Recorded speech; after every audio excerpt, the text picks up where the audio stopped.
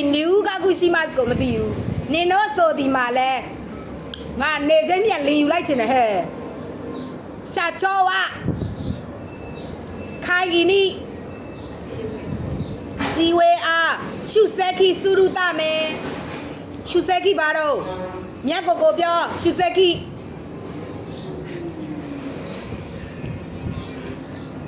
ရုပ်တင်ကြည့်လိုက်စာမေးလိုက်တာမထွက်တော့ရှုဆက်ခီအေးနိုင်ပြကရုံပြမေစုံမိုးပြပြန်လိုက်တော့နင်တို့ F4 ကနင်တို့စာမေးပွဲဖင်ကောင်းနဲ့ဝင်တော့မှရှုဆက်ခီကိုခုထိမသိသေးဘူးစာဘလောက်ကြက်လက်ကြည့်သင်္ခါရသဘောသင်တဲ့အခါရတယ်မသင်တဲ့အခါမရတော့တက်ရောက်တာဟဲ့ရေးတက်ရောက်တာငါနောက်တော့ပြန်မေးလို့မရနင်တို့သမင်မွေးတွေပြောင်းမယ်မအမေရိကရဲ့အီကီမတ်စတာ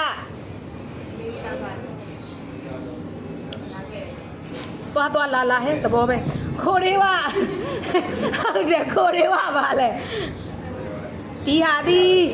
ရေဝစ်ဖြစ်ကြသမှာခန်းကြီးအိုးရန်ရှုစုရတာမယ်နော်အတွက်ဟွန်ဒက်စာအုပ်ဖြစ်ပါသည်နေမကြီးတော့နဂရောဟုတ်တယ်ဒီဟာဒီခန်းကြီးလေးချင်းဖို့ရအတွက်စာအုပ်ဖြစ်ပါသည်တမယ်နော်ဆိုရင်အနောက်မှာနောင်းလိုက်ရတယ်တမယ်နိဆိုရင်နောက်မှာစာကြောင်းလိုက်တယ်သဘောပေါက်လားအဲ့ဒီတမယ်ဆိုတဲ့စကားလုံးကနောင်းတော့တမယ်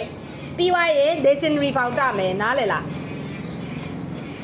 အဲ့တော့တမယ်ကိုဘာနဲ့တွဲတာလဲနောင်းတော့တမယ်နောင်းတော့ပြီးရင် dictionary found တမယ်ရဲ့အဓိပ္ပာယ်ပါလဲတမယ်နိဖို့ရအတွက်ဘာကိုပြတာလဲဆောင်ရွက်ရတဲ့ရည်ရွယ်ချက်ကိုဖော်ပြတာโอเคယောနီသွားမယ်ယောနီဖို့ရအတွက်လို့ပဲဘာသာပြန်မယ်တမယ်နီနဲ့မတူတာကိုသင်ပေးမယ်